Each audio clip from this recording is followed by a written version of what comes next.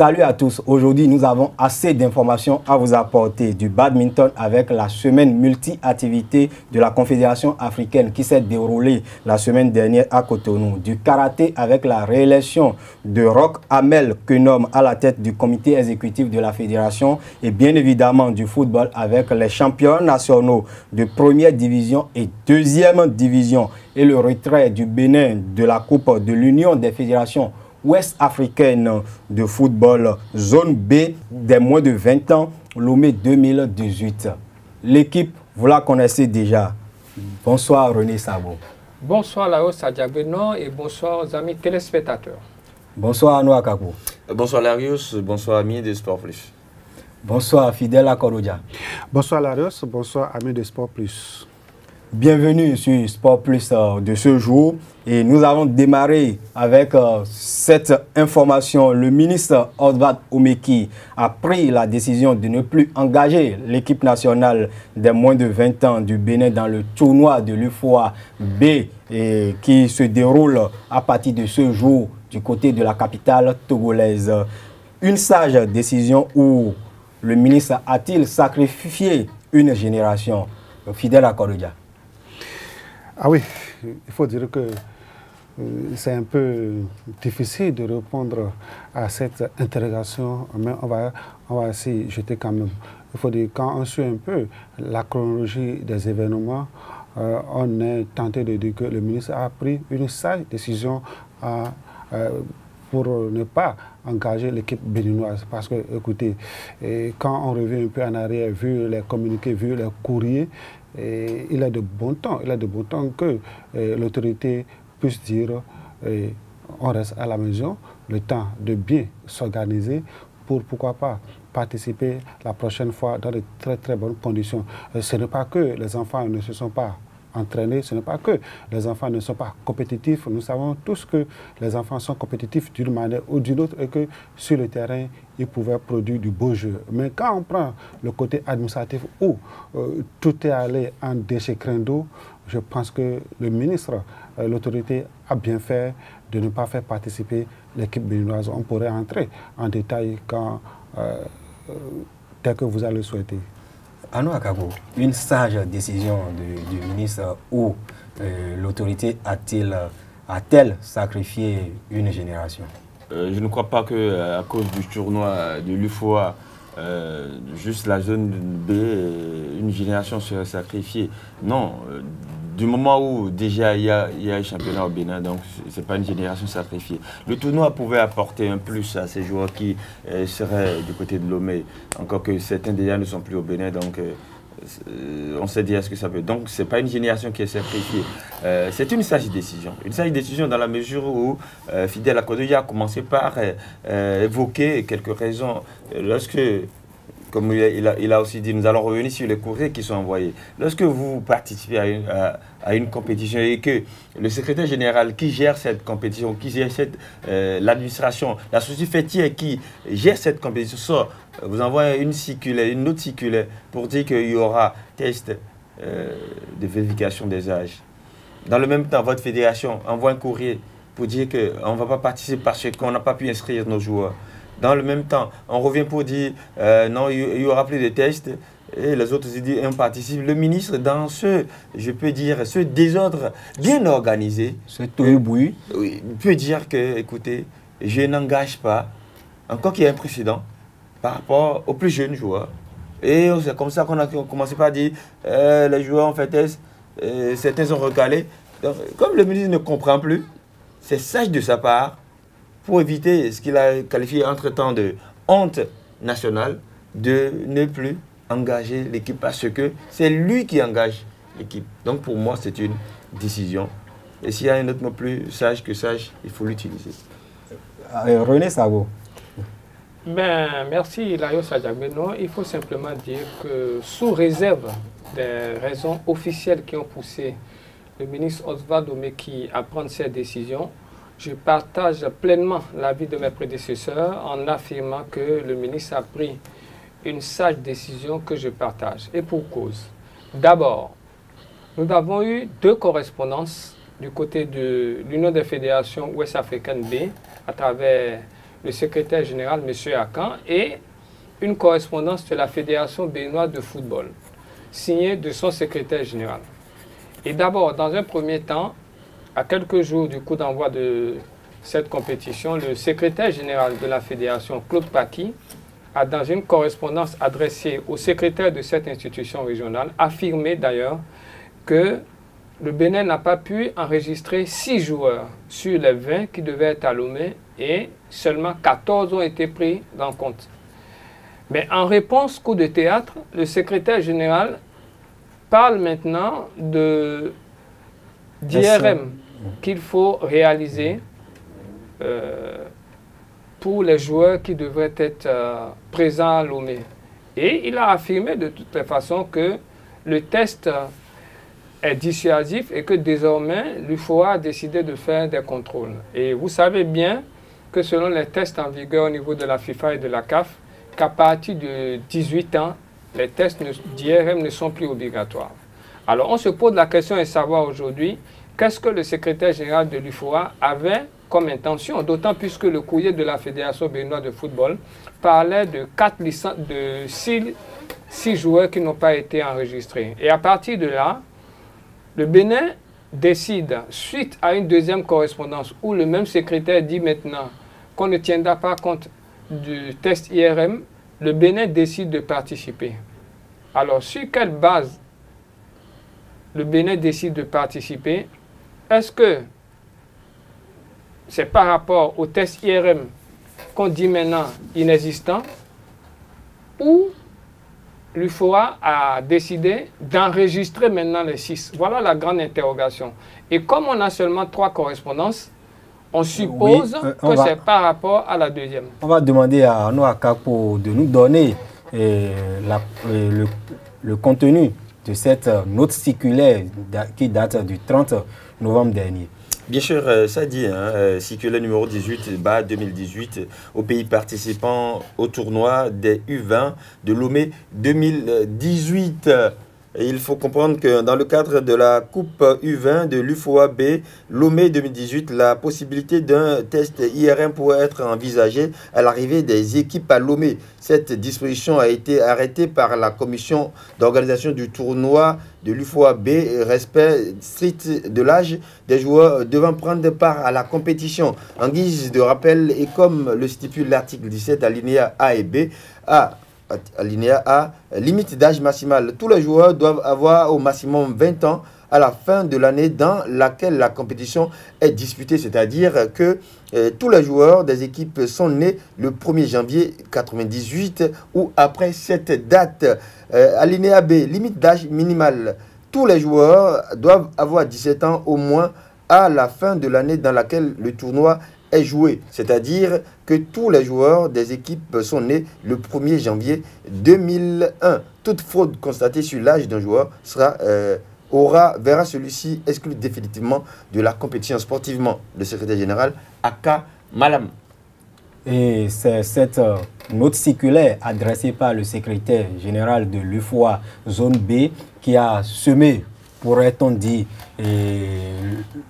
la panique au sein de la Fédération béninoise de football, Fidèle. Non, je ne peux pas répondre affirmatif à votre question dans la mesure, dans le courrier envoyé par le secrétaire général de la Fédération béninoise de football, il n'a pas signifié expressément que c'est à cause de ce courrier. Il a dit que le Bénin n'a pas pu inscrire 6 joueurs dans la base de données parce que sur les 20 joueurs demandés par l'Union, le Bénin a pu inscrire 14 et qu'il restait 6. Qui étaient 6 joueurs étaient en rade. 6 joueurs n'ont pas pu être inscrits dans la base de données sur la plateforme de l'UFOA. Donc, le courrier que vient de lire Arnaud par rapport, quand on compare les deux courriers, il n'y a pas photo. Ce n'est pas parce que il y aurait possibilité d'IRM que le Bénin ne s'est pas engagé. C'est parce que le Bénin n'a pas pu enregistrer ces 20 joueurs qu'à un moment donné, on s'est dit, on ne va pas participer à la compétition. Donc, c'est vrai, le communiqué envoyé par le secrétaire de l'UFOA est clair, mais il a dit, ça a été clair, possibilité possibilité. Donc, ce n'est pas forcément qu'il y aurait test IRM. Donc, il a parlé d'une possibilité, d'une éventualité, juste pour dissuader un peu, pour que on n'envoie pas des joueurs qui ont déjà un certain âge à cette compétition. Donc, c'est juste, pour moi, hein, ça n'engage que moi, c'est juste un communiqué dissuasif pour mettre peut-être les gens sur la bonne voie, parce qu'il n'est pas dit, nous connaissons tous, M. Ré l'a dit, nous connaissons tous que déjà à partir de 18 ans, on ne fait plus obligation de test IRM, parce qu'on est déjà majeur. Maintenant, c'est vrai que la compétition a ses règles et que les joueurs doivent rester dans une tranche d'âge et tout ça là, c'est réglementé, parce qu'il y a quelque chose qu'on perd de vue. Si vous envoyez un joueur à l'UFOA B, même si c'est l'UFOA B, et que le joueur a plus de 20 ans ou bien de plus de 22 ans, et que vous l'envoyez, vous dites qu'il a 20 ans, c'est non seulement dans la base de données de l'UFOA, mais c'est dans la base de données de la CAF également. Donc, de la FIFA également. Et pour vous appuyer un peu, les joueurs qui composent cette sélection nationale U20 du Bénin qui devraient normalement prendre part à ce tournoi étaient présents lors de la campagne qualificative pour Niger 2019 en parlant de la phase finale de la CAN. Absolument. Donc ça voudrait dire qu'en temps normal, on ne devait pas s'inquiéter qu'il y ait test IRM ou pas.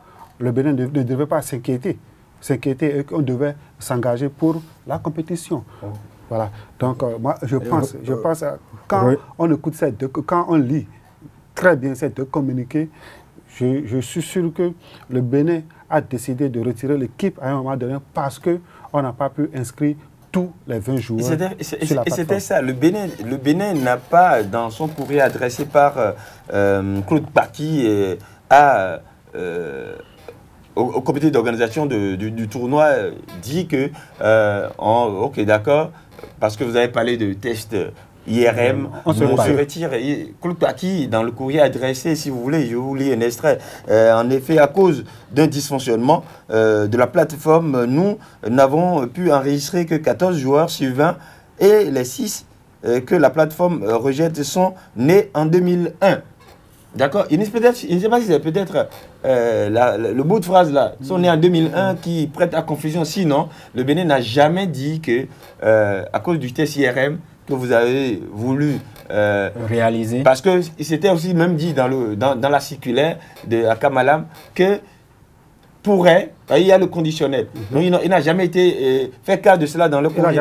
Ils ont dit qu'on ne participe pas parce qu'on n'a pas pu inscrire tous nos joueurs. Et donc dans ce cas, on se retire. Est-ce qu'aujourd'hui, le Bénin a pu inscrire les 6 joueurs restants? Oui, est-ce que la plateforme a intégré les noms des 6 joueurs? C'est pour ça que le Bénin finalement pas assuré. Lorsqu'il y a un deuxième courrier de Akamala qui disait que non, le courrier envoyé le 30. Oui, vous pouvez nous donner déjà lecture de cette correspondance adressée cette fois-ci directement à la Fédération béninoise de football.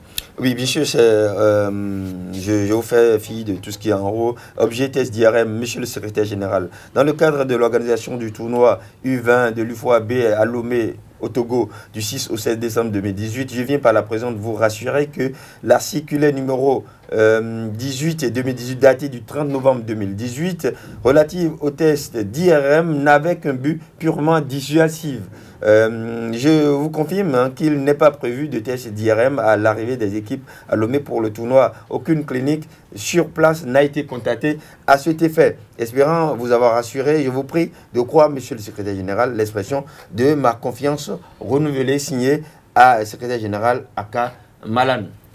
René, quelle devrait être maintenant la conduite à tenir face à cette situation? Non, ben face à cette situation, vous le voyez vous-même dans la première correspondance, même s'il parlait au conditionnel, on vous dit qu'on n'a pas pu enregistrer 6. Vous réagissez, vous dites qu'il a un test IRM qui va être prévu et vous revenez maintenant dire que le test IRM était à but dissuasif, qu'il n'aura pas de test et qu'aucune clinique n'a été prévue à cet effet. Alors je me pose la question de savoir si ce secrétaire général, Akamala, n'a pas des intentions en tête. Le Bénin n'est pas un pays qu'il faut prendre pour jouer. Je suis désolé parce que là, c'est comme s'ils prêtent des intentions au Bénin. Et même si on avait été épinglé au niveau des U17, le Bénin n'était pas le seul pays. Ben, aujourd'hui, qu'on en arrive là et que maintenant, la fédération décide de renvoyer l'équipe en compétition pour le moment, pour des raisons qu'on n'a pas officiellement. Mais pour moi, en me référant aux 2 courriers qui me paraissent insultants pour notre pays, je pense que le ministre des Sports a su bien prendre la bonne décision en décidant que le Bénin ne participe pas. Parce que pour moi, c'est insulter le Bénin, ça me paraît bien ça, il n'a pas un autre mot. Et à partir de là, si le Bénin devait repartir, c'est comme si on savait nous-mêmes qu'on avait des joueurs qui n'étaient pas en règle. Encore que je balais cet argument parce que selon les règles de la FIFA, à partir de 18 ans, il n'y a plus de test IRM. Pourquoi on prête des intentions au Bénin? Pourquoi on veut nous amener sur un terrain qui n'est pas le nôtre? Je dis, le ministre a pris une bonne décision, bravo. Ça n'engage que moi. Oui, bravo au ministre des Sports. Mais Fidèle Akorodia, dans ce contexte où normalement, à partir de 18 ans, dans les compétitions de football, on ne réalise plus les tests IRM. Même si on réalisait les tests IRM, nous savons que 2 jumeaux normaux peuvent aller réaliser les tests IRM et les résultats seront différents. Et vous avez le sentiment que cette situation qui s'est produite en 5 jours a terni encore une fois l'image du Bénin. Oui, on pourrait le dire, mais quand on revient un peu en arrière et qu'on analyse bien ces différentes situations, on peut dire qu'à un moment donné, nous aussi, on a, quand je parle de nous, la fédération également a participé à ce que l'image du Bénin soit tenue d'une manière ou d'une autre. Parce que, écoutez, si vous êtes secrétaire général de la fédération et que vous maîtrisez les tests sur le plan national, sur le plan international, quel que soit le courrier que va envoyer un futur secrétaire général de l'UFOA, vous prenez votre stylo et vous le corrigez, vous dites, monsieur le président, ou bien monsieur le secrétaire général, vu, vous avez dépassé vos limites, voici ce que disent les tests. Donc ça veut dire qu'à un moment donné, nous aussi, on n'a pas maîtrisé les tests et comme quelqu'un nous a envoyé un courrier, on a pris peur, on a dit, ah, attention, si c'est ça, il faut envoyer un communiqué pour dire qu'on n'a pas pu inscrire, par conséquent, non. Si vous maîtrisez les tests, d'accord, de la compétition auquel vous voulez participer et qu'on vous envoie n'importe quel courrier, vous prenez votre stylo également et puis, compte tenu des articles de la compétition, vous répondez.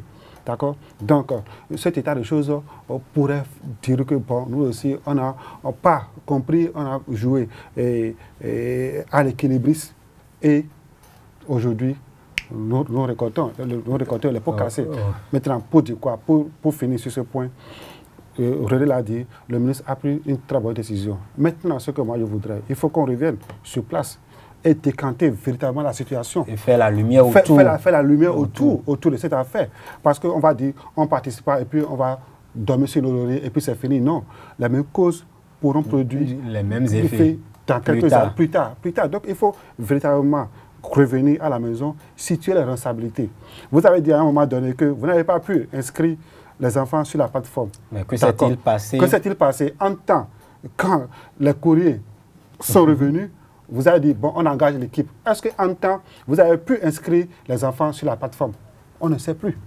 On ne sait plus si en temps, la fédération a pu inscrire ces 6. Donc, nous invitons alors le secrétaire général de la Fédération béninoise de football, Claude Paki, de nous éclairer sur ce sujet. Il faut qu'il monte au créneau pour dire, voilà, dans cet espace, on a pu inscrire les enfants et on était en règle. Et puis peut-être on pourrait revenir sur la décision du ministre. Mais l'un mis dans l'autre, on va plus revenir sur la décision. Le tournoi démarre déjà.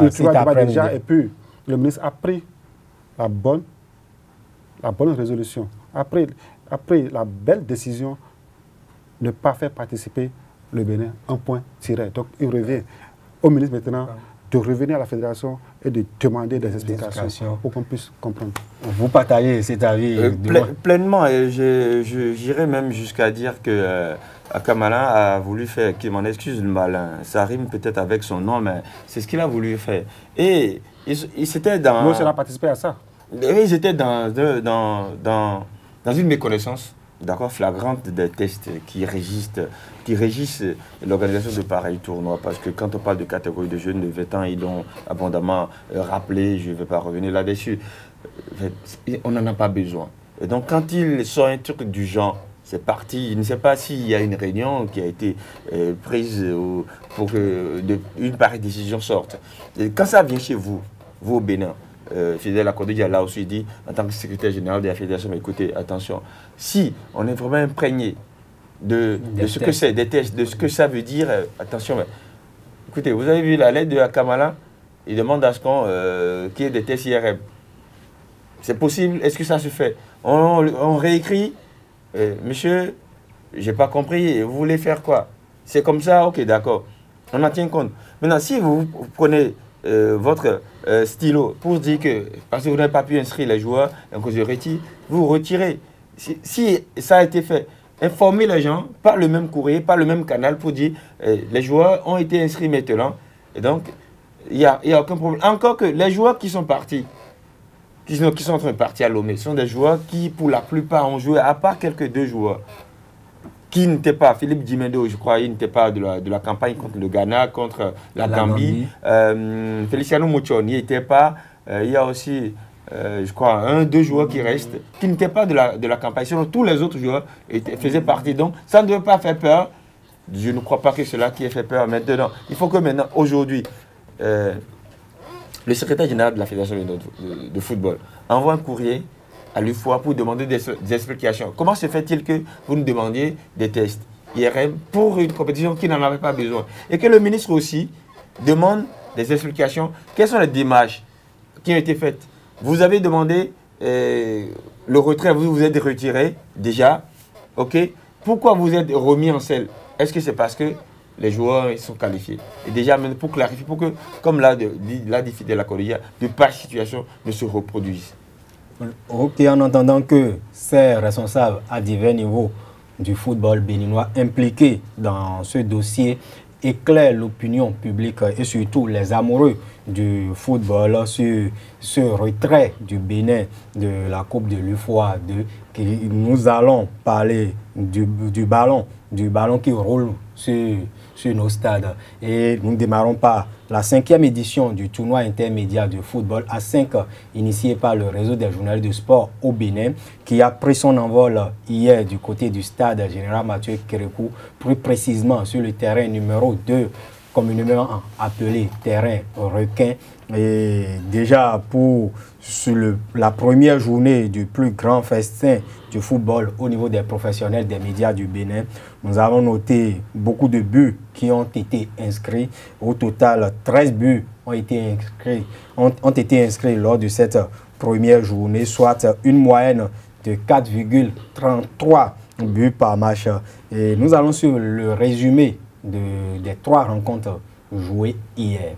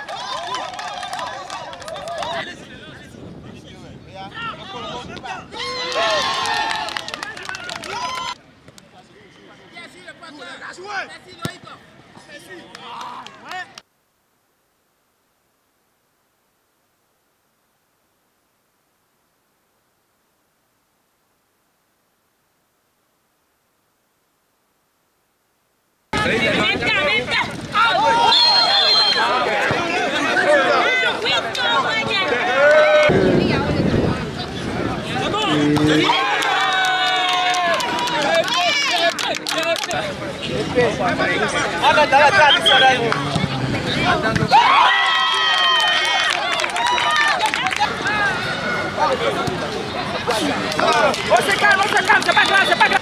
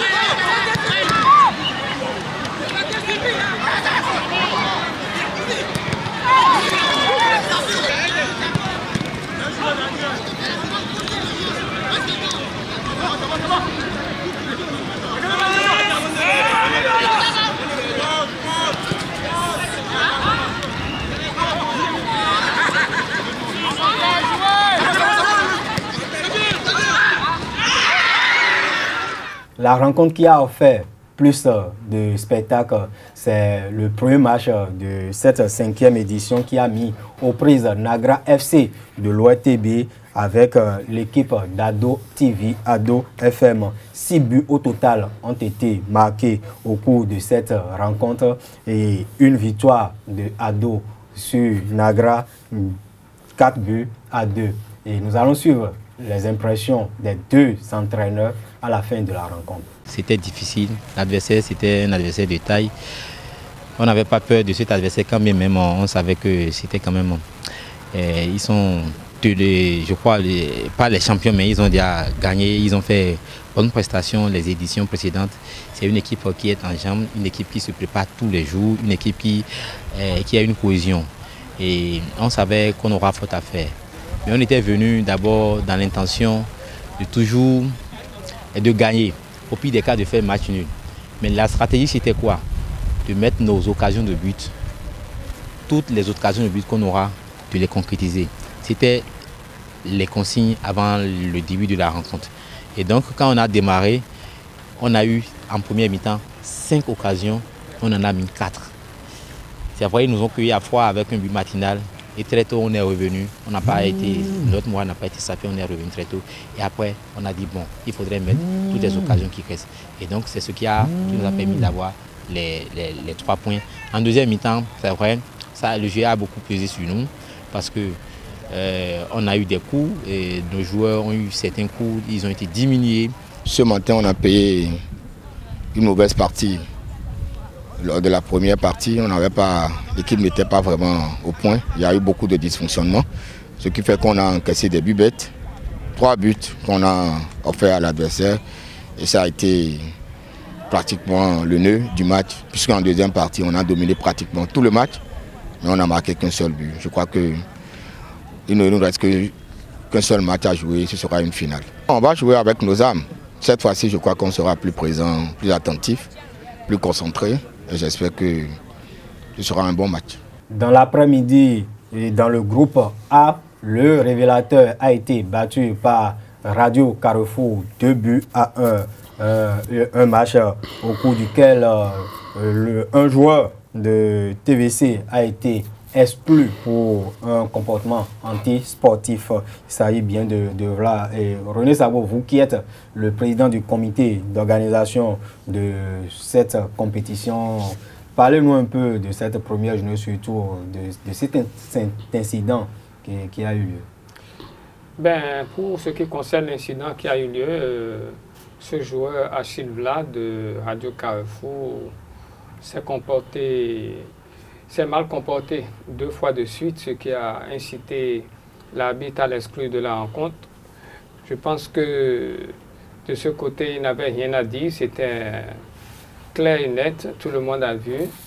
Et je voudrais surtout insister sur la discipline qui devait prévaloir au niveau de cette compétition parce que nous sommes entre nous au niveau des médias, Et il n'est pas bien que nous puissions assister à certains comportements tels que nous avons vus sur cette rencontre. Je pense que la commission d'homologation est bien en place et va se réunir d'ailleurs tout à l'heure pour pouvoir prendre les décisions qu'il faut.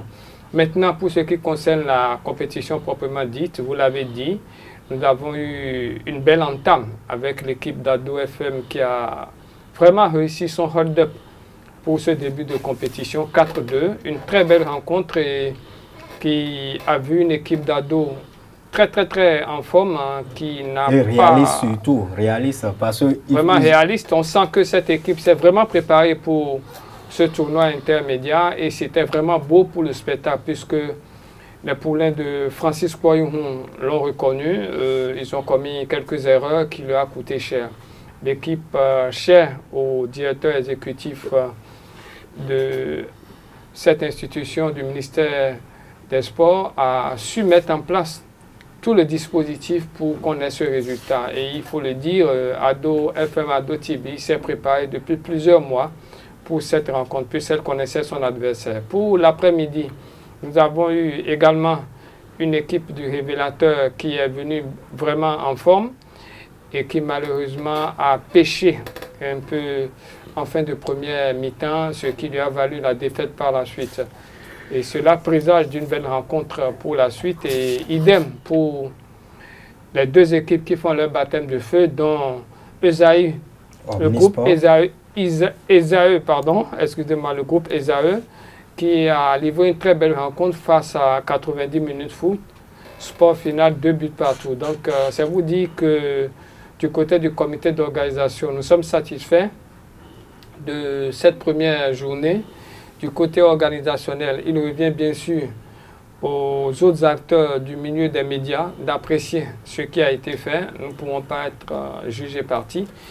Et nous espérons une très belle compétition pour le 14 décembre prochain où nous abordons la deuxième journée. Oui, en attendant de donner les affiches de cette deuxième journée de la compétition, nous allons prendre la direction du stade Général Mathieu Kérékou pour écouter cette fois-ci les acteurs de cette rencontre, Esaü Omnisport et 90 minutes foot. Oui, ça a été difficile parce qu'on a été accroché par une équipe de 90 minutes foot, une équipe joueuse, très joueuse. On ne s'y attendait pas, seulement que par la grâce de Dieu, on a su avoir les ressources mentales qu'il faut parce qu'ils nous ont mené de part 2 fois. On a su réagir très rapidement et franchement, je remercie mes coéquipiers parce que ce match a été difficile, mais on a pu faire l'essentiel, c'est-à-dire de ne pas perdre ce match-là parce qu'il fallait entrer dans la compétition avec une attitude positive et pour moi, il y a un point positif pour moi, on n'a pas perdu. Je dirais que c'est une satisfaction déjà pour notre premier match. Ce n'était pas donné à n'importe qui, on n'était pas attendu vraiment parce qu'on est quand même considéré comme la petite équipe dans la compétition parce que les gens ne nous maîtrisaient pas réellement. Voilà, on a mené de force corps. C'est vrai qu'on est un peu déçus, mais quand on rentre en compétition comme ça en plein pied, c'est une satisfaction de sortir avec tout au moins 1 point. Donc je ne peux que remercier tous mes amis qui ont bien mouillé le maillot pour qu'on puisse arracher ce point. On va aborder cette rencontre avec le mental avec lequel on a fini cette rencontre-là parce qu'on a fini sur une note positive. Donc on va aborder la rencontre avec ce mental-là parce que l'équipe dont vous parliez tout à l'heure a gagné son premier match. Donc ils viendront pour assurer la demi-finale. Donc nous-mêmes, on va essayer de tout faire pour les titiller et pourquoi pas gagner ce match parce que l'objectif c'est d'aller loin. Comme le même état d'esprit, il n'y a pas de petite équipe. Ils seront sur un pied de guerre parce qu'ils ont perdu leur premier match contre TVC, si je ne me trompe. Donc ils auront à cœur de pouvoir trouver la faille et gagner leurs 3 premiers points. Mais nous autres, nous n'avons pas perdu, nous avons gagné 1 point et pour vraiment sortir de cette poule, il faut gagner un match. Donc nous allons sur un pied de guerre, nous irons produire notre jeu comme on l'a fait tout à l'heure et espérer gagner et pourquoi pas engranger nos 3 premiers points pour espérer la qualification. Arnaud Akakpo, capitaine de sa formation et gardien de but international. Et avec un peu de recul, comment vous appréciez, vous ne nourrissez pas de regrets après ce match nul il est vrai que vous ne connaissiez pas l'adversaire avant le début de la rencontre. Non, mais l'adversaire, on dit qu'on ne le connaissait pas, non, pas totalement. Ce sont des joueurs, ce sont des amis, ce sont des gars qu'on voyait tout le temps. Donc on les connaissait, c'est vrai. Ils sont venus avec quelques éléments qu'on ne connaissait pas trop. à la fin du match, on peut nourrir un petit regret parce qu'on avait eu la balle du 3-2. C'était la balle de la victoire. Malheureusement, JP n'a pas pu concrétiser. Lui qui nous a d'ailleurs remis en selle lorsqu'on a encaissé le tout premier but. Donc ça arrive comme ça. C'était le but le plus facile qu'il pouvait mettre au fond, mais il a raté l'occasion. Sinon, je suis sur ce coup-là qu'on pouvait nourrir quelques regrets. Sinon, pour l'ensemble de la rencontre, tel que cela s'est déroulé, quand vous voyez la trame de ce match-là, on n'a pas de regrets à avoir parce que on a encaissé un but très tôt dans le jeu, sur une erreur, parce que j'avais manqué un contrôle, donc ils ont mis le but au fond. Mais tout de suite, la minute qui suivait, on a réagi, on a égalisé. Deuxième mi-temps, on prend encore un but, on réagit, on égalise tout de suite. Donc sur ces deux actions-là, on peut dire qu'il n'y a pas de regret à nourrir par rapport au déroulé de la rencontre. Seulement que, bon, par la grâce de Dieu, on a pu avoir un point. C'est vrai, quand vous avez un point, c'est 2 de perdu, mais bon voilà, quand on commence la compétition comme ça, on peut dire que la deuxième mi-temps qu'on a faite nous rassure que si on commence comme ça, si on joue le second match comme ça, on ira loin dans la compétition. Parce que notre objectif, comme je l'ai dit, c'est d'aller loin. D'aller loin. Et celui qui est plus heureux sur ce plateau, c'est bien sûr le chef d'Ado FM, Ado TV, fidèle à Korodia. Ado a finalement vaincu le Sea Indien. C'est-à-dire, Ado a réussi à battre Nagra FC qui, lors de la première édition et lors des éditions précédentes, les ont battus ou les joueurs de Francis Poyon vous ont toujours tenu. Non seulement ça, pour le premier match la saison dernière, ils ont perdu, si je ne m'abuse. Oui, c'est vrai que pour la 4e édition, lors de notre première sortie, on a perdu face à pays émergents. Mais écoutez, vaincre le Sea Indien face à l'OETB, je ne sais pas si je suis en train de revoir un peu si l'OETB nous a déjà battu à plusieurs reprises. Je ne pense pas, non. Je pense que c'est notre première confrontation entre l'OETB. Lors de la première édition. Lors de la première édition, bon, je vais vérifier et puis je vous reviens. Maintenant, avant toute chose, moi, je voulais saluer l'initiative d'organiser le tournoi intermédiaire qui est à sa 5e édition. Petit à petit, l'oiseau fait son chemin, petit à petit, le poisson grandit dans l'eau. Et je voudrais rappeler aux confrères que l'objectif de ce tournoi, ce n'est pas qu'on veut gagner la Coupe du Monde, mais c'est le brassage, d'accord, entre les différents groupes de presse qui sont sur place et que en dehors de nos micros, en dehors de nos stylos, il faut qu'on se retrouve pour vraiment s'amuser, autour de la passion, pour nous détendre un peu. Il ne faudrait pas que les gens profitent de cette opportunité pour dire qu'on veut aller à la Côte du Monde. Non, parce que nous n'avons pas de Côte du Monde. C'est une occasion de désordre. De désordre, non. Il faut que nous sachions raison garder et dire que, in fine, c'est la fête. Même si c'est Esaïe qui gagne le trophée, c'est la presse béninoise qui a gagné le trophée. Même si c'est Ado ou bien... Et on gagnera la coupe. Voilà.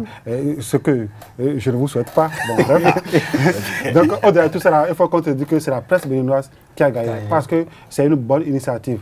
Et ça pourrait faire tâche d'huile dans les autres pays. Pourquoi pas organiser le tournoi intermédiaire sous-régional? C'est le souhait. Donc, je voudrais demander aux confrères de ramener la balle à terre. Au-delà du trophée, c'est, comme le disent les Ivoiriens, nous voulons nous amuser et puis après se donner la main et dire que bon, la vie continue. Maintenant, la compétition, c'est vrai qu'on a démarré par une victoire. Je pense que nous allons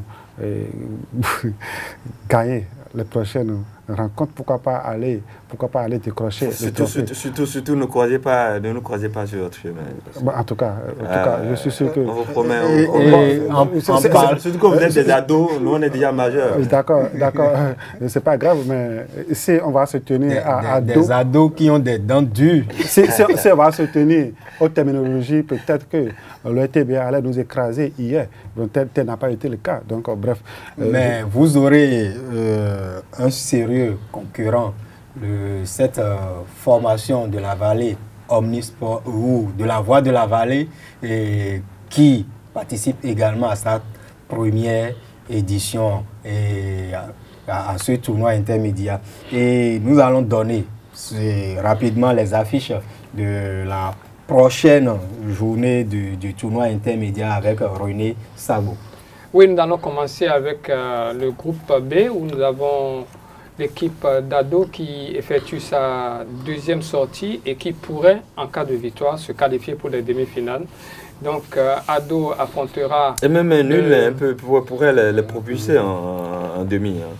Oui, c'est exactement. Une deuxième victoire d'Ado le 14 décembre prochain, les propulse d'office en demi-finale. C'est plus sûr. Oui, c'est sûr. Mais avec un nul aussi, il pourrait se donc, ben voilà. Donc Ado va affronter Radio La Voix de la Vallée d'Adjoum. Et dans la poule A, nous aurons le vendredi 14 décembre prochain à 8 h, le révélateur qui va affronter 90 minutes foot. Et à 10 h, nous aurons Esaü qui sera l'hôte de Radio Carrefour, cette équipe qui s'est déjà imposée au révélateur lors de la première rencontre de... Nous allons passer aux résultats du championnat national de football de première division. La Ligue 1 était à sa 5e journée le week-end écoulé. Et il faut noter que Esaü, après 2 défaites de rang à domicile, a été tenu en échec cette fois-ci par Dynamo d'Abomey sur le score de 0 but partout. Il faut dire que les deux équipes ont offert au public, au maigre public qui a effectué le déplacement du stade René Pleven, un concert d'occasion de but raté. Oui, c'est un concert de maladresse qui ne dit pas son nom, qu'on a vu ce jour-là lors de cette rencontre entre Esaü et ce club-là. Il faut dire quand même que franchement, ça a été pauvre en but, pauvre en occasion, surtout dans la première mi-temps. Mais en deuxième mi-temps, le match a complètement changé. On a vu de l'animation, seulement que les deux équipes n'ont pas été réalistes, n'ont pas été au bout de leurs actions comme on l'aurait souhaité. Oui, bon, suivant les impressions de Haril Alechou, gardien de but de Esaü FC, et de Swaliou et Koulibaly, entraîneur de Dynamo, à la fin de la rencontre. Stabilité, nous ne le dirons pas, nous venons de très loin réellement. Nous venons de deux défaites et actuellement c'est un match nul. Donc nous allons continuer le travail, nous allons continuer très fort afin que le match prochain soit pour nous une victoire par la grâce de Dieu. Effectivement, après le premier match, nous avons un peu baissé les bras, mais nous venons de nous rendre compte que ce ne sera pas du pain sur la planche pour nous. Nous devons nous battre et comme vous venez de le voir, nous avons réellement manqué de réalisme et c'est une chose que nous allons corriger pour les fois prochaines afin de pouvoir concrétiser.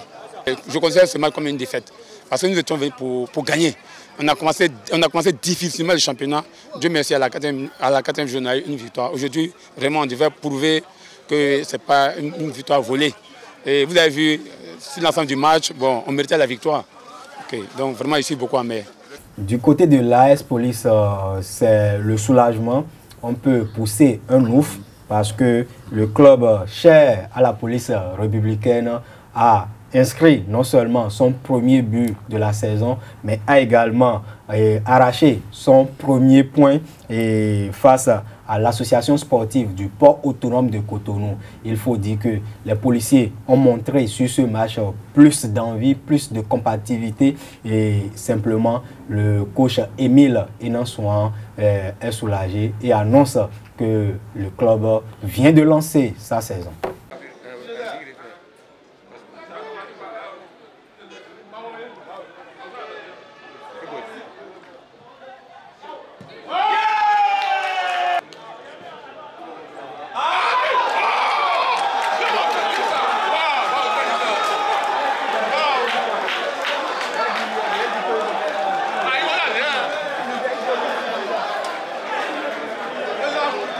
Premier match nul, après 4 défaites.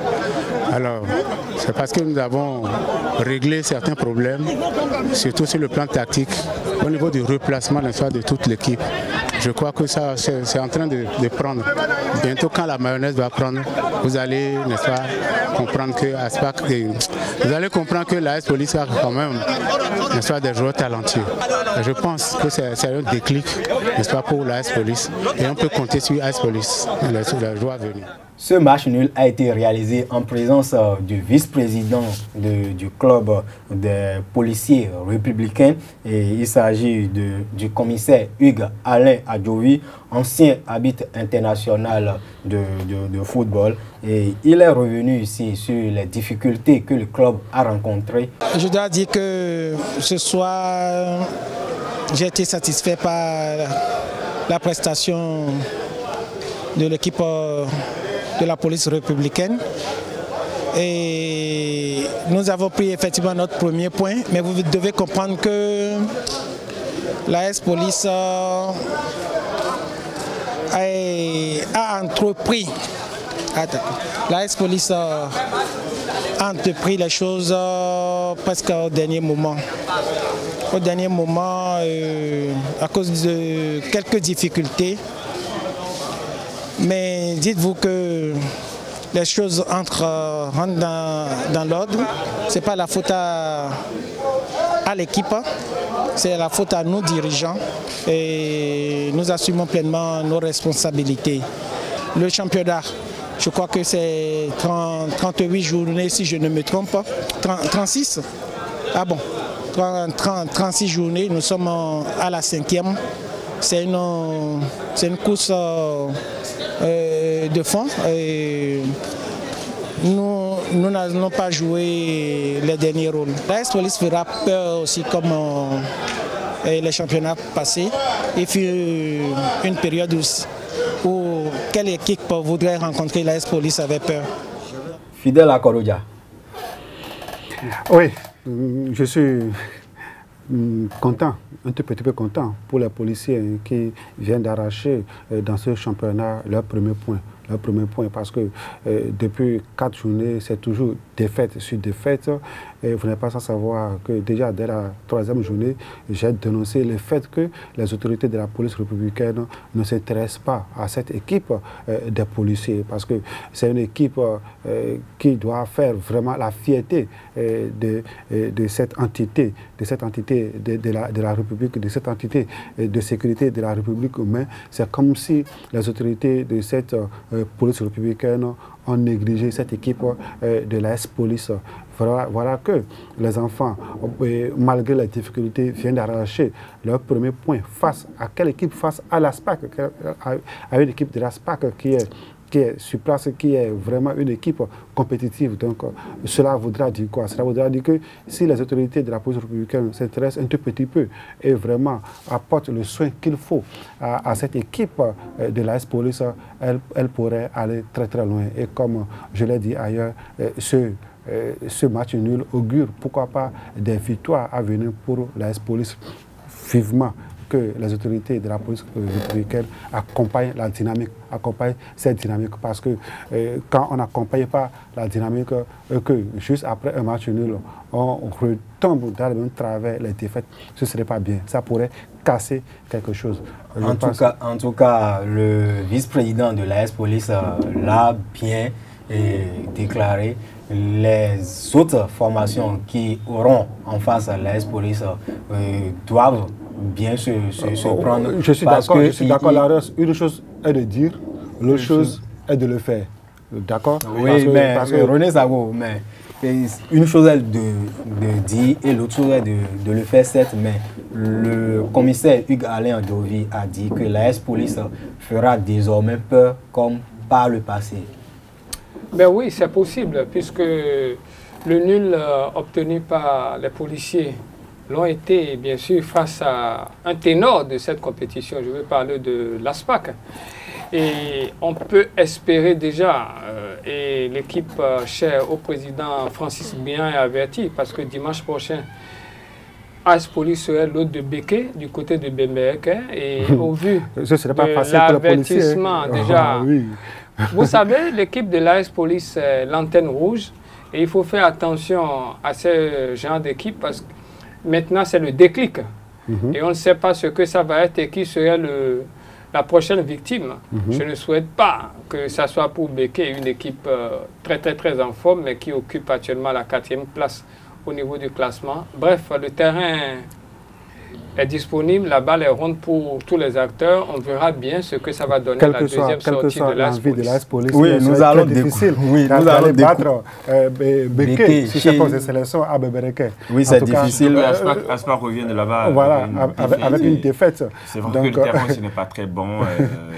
Eh bien, c'est très difficile à l'AS Police. Maintenant, comme l'a dit René Sabo, la réalité sur le terrain est tout autre chose, parce que le ballon va rouler pendant 90 minutes pour les deux équipes et c'est le plus réaliste pour les 22 acteurs et c'est le plus réaliste qui pourrait l'apporter. Ce que je peux retenir aussi, c'est, vous parlez d'Alain Gayovi, il disait que il y a maintenant, c'est comme s'il y a une bonne intelligence entre la hiérarchie et puis le staff qui gère le club, et donc aujourd'hui beaucoup de choses sont dans l'autre, et donc c'est ce qui a justifié aussi. Émile Nasson a récupéré ses joueurs parce qu'il avait joué avec des joueurs non qualifiés. Cette fois-ci, il y a beaucoup de licences qui sont sorties, donc son effectif est en train d'être au point et les moyens sont mis en œuvre, seulement que je crains que la prochaine sortie ne le soit un peu difficile. Ce serait difficile de le soit, qu'il y ait une rechute en tout cas. Ok, nous allons découvrir à présent les résultats de cette 5e journée. Et l'association sportive de la Vallée Omnisport a été tenue en échec par l'association sportive Oussoussaka, 0 but partout à Djoron. Aïma a été battu sur ses installations par les champions en titre, les Buffs FC du Borgou, donc 2 buts à 0. Il faut dire que les Buffs ont pris une sérieuse option. Ils ont le vent en poupe. Oui, ils ont le vent pour aller. 0 défaite depuis le début de l'entame. Il reste sur 3 victoires successives après les 2 nuls contractés lors des 2 premières journées. Et surtout 2 victoires à l'extérieur et à Misrete surtout, il faut le signer. Ils ont battu à 0 et puis à Yema 2-0. Tonnerre, USS Craqué, 0 but partout. Béquet, Avrancourt, Omnisport, 2-0 pour les protégés du colonel Guian Francis. Panthère, Jacques, 2 buts à 1. Soleil, JSP, 2-1. Et Dragon, Énergie, 1 but à 0. La Ligue 2 avec vos Ano Akako.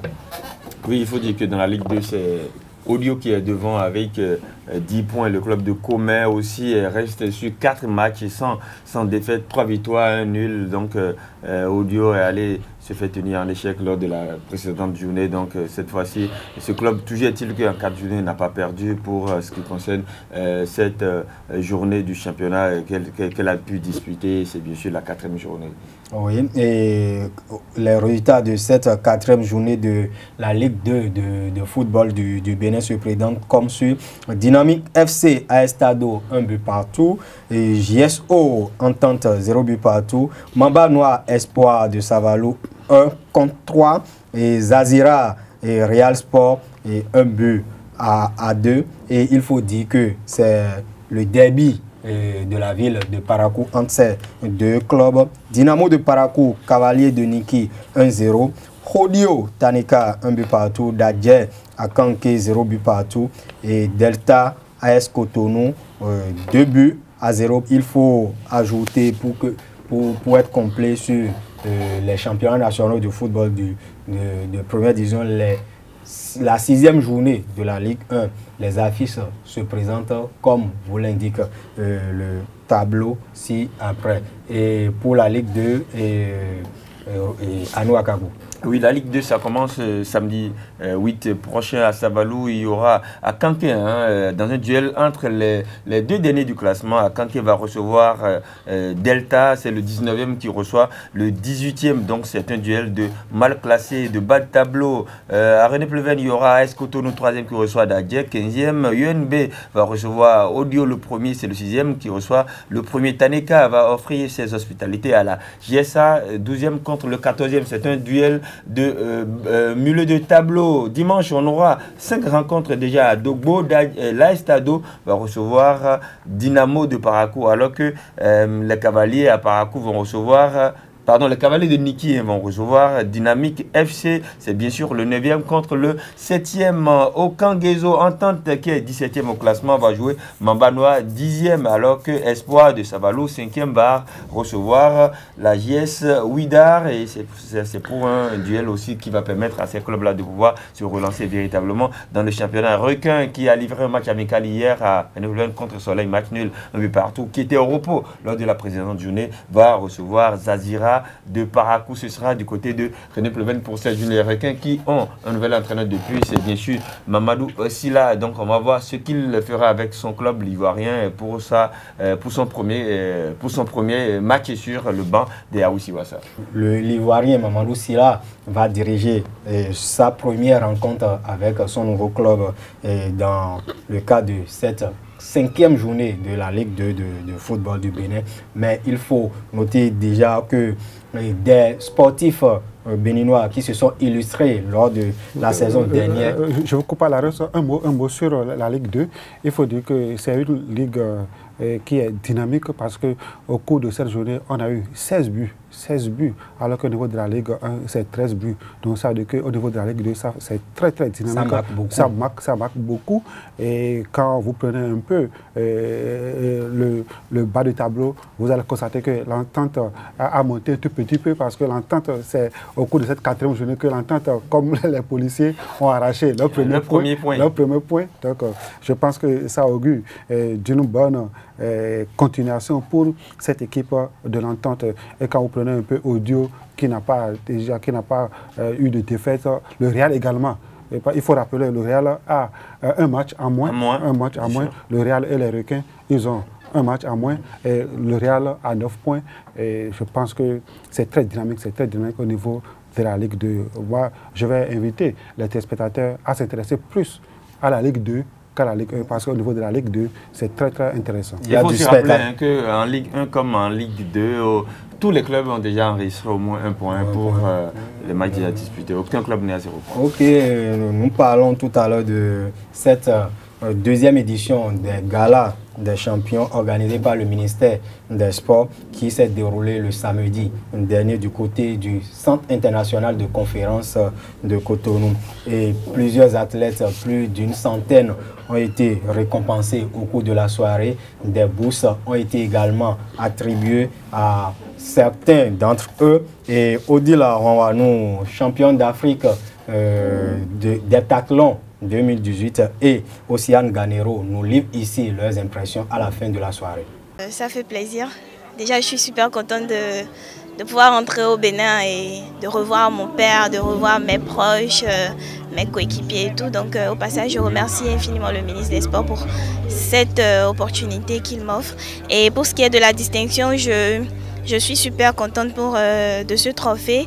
Et ça montre que le travail qu'on abat est reconnu et on ne peut que continuer comme ça. Je pense que ça fait du bien, comme je viens de le dire, parce que sans le sport, notre sport d'aujourd'hui nécessite beaucoup de moyens. Et sans les moyens, on ne peut rien. Donc ces moyens vont nous permettre d'aller chercher encore plus de médailles. Historique, bien sûr, championne du monde, championne olympique, on rêve de ça. Donc notre objectif, c'est d'aller chercher le podium. Passons au karaté avec la réélection du président Roch Amel Keunom à la tête de la fédération béninoise de CETA martial le samedi passé. Le samedi passé, du côté de l'auditorium Marius Francisco du Comité national olympique et sportif béninois. Et juste après son élection, le tout nouveau président ou ancien nouveau président de la Fédération béninoise de karaté-do nous a livré ses ambitions pour cette Olympiade 2018-2022. Soulagé peut-être, oui. Fier, avec tout ce qui reste à faire. Il faudrait se lever tôt. Mais 2020 nous attire tellement que, disons, j'aurais été déçu si je n'avais pas été réélu. Parce qu'il faut tout faire, n'est-ce pas, se battre pour envoyer nos athlètes à ce grand rendez-vous là, qui est le premier de l'histoire, dans l'histoire du karaté au monde. Bon, pour Tokyo, on était déjà là-dessus. On va continuer. Mais ce qui est urgent actuellement, c'est de mettre de l'ordre dans la maison. Ça va dans tous les sens. Or, maintenant que ça va, et les Jeux Olympiques pointent à l'horizon, il faut qu'on soit plus discipliné. Nous ne pouvons plus tolérer un certain nombre de choses. Nous sommes obligés, tenus de mettre de l'ordre dans la maison. On en a parlé au cours de l'AG. Donc les clubs, les associations savent à quoi s'en tenir désormais. Vous savez, quand on parle de karaté, il y a discipline, toutes sortes de choses qui tournent autour de ça. Mais nous constatons aujourd'hui qu'il y a des gens, par exemple, on vient de valider une vingtaine d'associations. Bon, disons 13 plus 7. Alors qu'il y a une centaine d'associations qui ne sont pas affiliées, qui font des trucs. Avec ce qui se passe aujourd'hui, il ne faudrait pas qu'un jour on vienne nous voir pour dire que les karatékas font des ordres. Deuxièmement, les enfants, il faut qu'on les forme très bien. Et il faut nécessairement que nous sachions ce qui se fait dans chaque coin. On a installé les ligues. Désormais, nous avons au moins ces responsables, ces représentants-là qui vont nous aider dans le boulot. Ça va nous permettre vraiment de savoir ce qui se fait et d'y mettre bon ordre. Et parlant des Jeux Olympiques, l'athlète ou la karatéka qui est en lice pour une qualification historique à ces Jeux au niveau du Bénin, c'est bien évidemment Océane Ganero qui, depuis quelques semaines, a déposé ses valises du côté de l'Hexagone où elle poursuit plutôt ses entraînements. Comment s'est-elle intégrée dans son nouveau club, les Samouraïs 2000? C'est le travail et beaucoup de volonté parce que je suis partie d'ici. Déjà, le fait de quitter mes proches, c'est vraiment la première fois que je reste aussi loin d'eux, aussi longtemps et aussi loin d'eux. Et du coup, je suis partie en disant, tu pars pas t'amuser. Je pars avec beaucoup de volonté, je pars avec un rêve. Et du coup, je travaille en conséquence parce que je veux le réaliser. Et par la grâce de Dieu et avec le soutien de tout le monde, j'espère pouvoir y arriver. Ça va, ça se passe plutôt bien. Les athlètes du Samouraï 2000, le club au sein duquel je fais ma préparation actuellement, sont super sympas. Et ce sont tous des champions. Donc la seule manière pour moi de m'imposer, c'était par mon travail.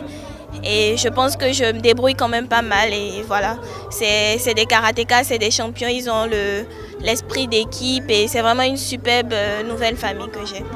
En badminton, la fédération béninoise de cette discipline a accueilli du 28 novembre au 3 décembre la semaine multi-activité organisée chaque année par la Confédération africaine. Et 3 activités ont été organisées dans ce cadre. La réunion des coordonnateurs Shootout Time, le programme du développement de badminton à l'école, et la réunion de la commission des femmes de la Confédération africaine de badminton et un stage international en administration du sport au profit des femmes de cette discipline. Le secrétaire général Sahir Edou nous résume les activités organisées au Bénin. Alors laissez-moi vous dire que les formations, les activités qu'on a eues au Bénin cette dernière semaine a été un grand succès. Au niveau de la Confédération africaine, on est très satisfait de l'organisation. Les participantes et les participants qui ont été là, ils ont été aussi très satisfaits. Donc les jeux objectifs que nous nous mettions au début ont été atteints. Je peux vous dire qu'il y a beaucoup de femmes, beaucoup d'hommes. Ils sont très contents. Ils ont appris beaucoup de choses, surtout avec l'appui de l'expert, qui est un expert de la solidarité olympique. Donc je suis sûr qu'à partir de là, ils vont pouvoir aller dans leur pays et faire une bonne planification dans l'administration de leur fédération. Donc, il y avait un besoin. On sait que dans beaucoup de pays d'Afrique, la ressource primordiale, c'est la ressource humaine. Donc on s'est dit qu'il faut investir dans la formation, investir dans l'éducation de nos ressources humaines. C'est pour cela qu'on a invité les femmes administratrices, mais aussi les hommes coordonnateurs Shuttle Time qui étaient déjà là pour une formation. Donc ils sont restés et on les a formés. C'était quelque chose qu'on voulait faire. On fait beaucoup d'activités au niveau du Shuttle Time, au niveau des formations pour les entraîneurs, donc au niveau de la technique. Mais là, on a trouvé que c'était très important aussi de faire la formation des cadres administratifs. C'était une séance extrêmement importante parce que la commission était là effectivement pour prendre des décisions importantes pour l'année prochaine et aussi faire un peu le point de nos activités de cette année. Et on a effectivement trouvé l'importance capitale des femmes dans nos activités. C'est pour cela qu'on a fait cette activité ici. On a trouvé avec plus de 17 femmes venant de plusieurs pays qui étaient là. Donc la commission elle est très satisfaite. La présidente, Madame Lesota, qui vient du Lesotho, a été extrêmement contente. Elle m'a dit qu'elle est très satisfaite de l'organisation. Et pour finir cette édition, nous allons parler de la saison des récompenses individuelles dans le monde du sport et le trophée JP Sport de meilleur personnel sportif de l'année 2018 a été remporté par Odile Aronwanou au niveau et dans la catégorie des athlètes avec un score de 568 points. Et l'athlète qui a remporté la médaille d'or, la première de l'histoire du Bénin dans l'athlétisme sur le continent, revient ici avec un peu de recul sur cette prouesse réalisée du côté d'Assaba. Jusqu'à présent, je sais que j'ai réalisé quelque chose, mais jusqu'à présent, la valeur que ça apporte à mon pays, je pense que je n'ai pas encore ressenti parce que voilà, je l'ai fait, j'ai fermé tout de suite la page pour la Coupe continentale. Juste après, j'ai enchaîné les entraînements. Donc, je n'ai pas trop senti ce que la population sent. Mais c'est une grâce, il faut reconnaître et il faut rendre grâce. Moi, je rends grâce à Dieu pour tout, que grâce à moi, tout le peuple est heureux. Toujours au niveau de cette récompense trophée JP Sport, la première récompense a été dans la catégorie des dirigeants et personnalités sportives, a été décernée au président de la Fédération béninoise de gymnastique, Léonide Isidore Baguidi, qui a battu le ministre en charge des sports avec un résultat de 562 votes à son actif. Et René Sabo, bon, tout est bien qui finit bien. La troisième édition de cette récompense s'est bien déroulée.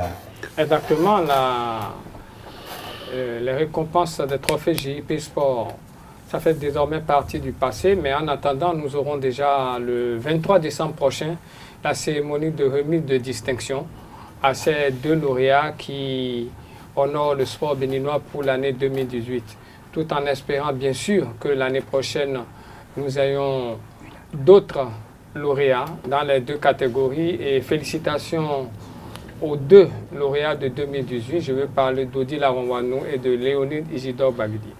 Oui, fidèle à Kolodia, nous sommes à la fin de cette émission. Votre mot pour conclure. Non, je pense que c'est à moi de vous remercier. Le plaisir est toujours renouvelé de venir sur votre plateau parler de ce que nous avons le plus, le sport. Le sport, et je pense que les téléspectateurs ont pris de la graine, qu'on va se retrouver très prochainement pour d'autres actualités sportives. Mais avant de finir, je voudrais juste dire un mot par rapport à tout ce que vous venez de signifier, que au niveau de la Fédération béninoise de karaté, on dit félicitations au président, M. Roch Kenom, qui fait beaucoup de choses à la tête de cette fédération. Il faut avoir le courage de le dire. Quand même les moyens ne sont pas là, il se plie en quatre pour que les athlètes aient de bonnes conditions. Je pense que c'est un monsieur qu'il faut encourager et félicitations à lui. Félicitations également à René pour l'organisation des trophées JP et Sport. Et félicitations à Odile Aronwanou qui est la gagnante. Je pense qu'elle n'a pas démérité. C'est la première athlète à décrocher une médaille d'or en athlétisme pour le Bénin. Je pense que les lecteurs de JP Sport ont bien fait de retenir cet athlète. Maintenant, par rapport au président de la Fédération béninoise de gymnastique, moi, je m'attendais à ça parce qu'au cours de l'année 2018, il a fait beaucoup de prouesses.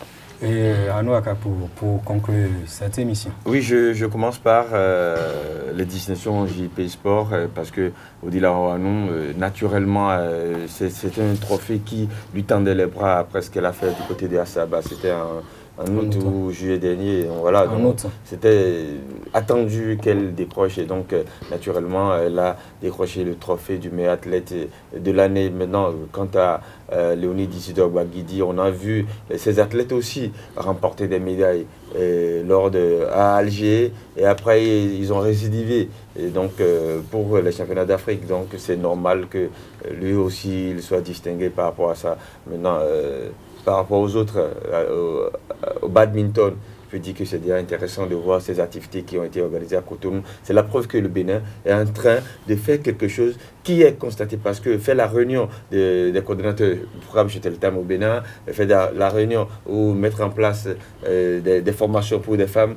Si vous n'êtes pas au point, si vous n'avez, il n'y a pas quelque chose, on ne viendra pas faire des trucs du genre dans votre... Donc merci à la Confédération africaine de badminton qui a honoré le Bénin ainsi par l'organisation de ces différentes activités au Bénin. Mais il faut noter que si les trophées JP Sport de meilleurs personnages sportifs de l'année sont à leur 3e édition du côté du football ou du ballon d'or, c'est la 63e édition cette année et c'est le croate, le milieu de terrain du Real Madrid, Luka Modric, qui a remporté ce prix et qui a mis fin à une décennie d'hégémonie de Messi et de Ronaldo. Et le seul journaliste qui vote pour le Bénin pour le compte de cette distinction, c'est bien évidemment René-José Sagbo, qui a trouvé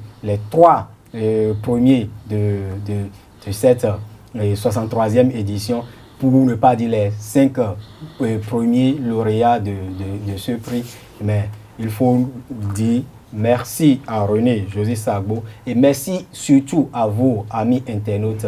Nous aurions aimé vous donner plus d'informations, mais nous sommes obligés par le temps. La télévision, c'est du temps. À la semaine prochaine.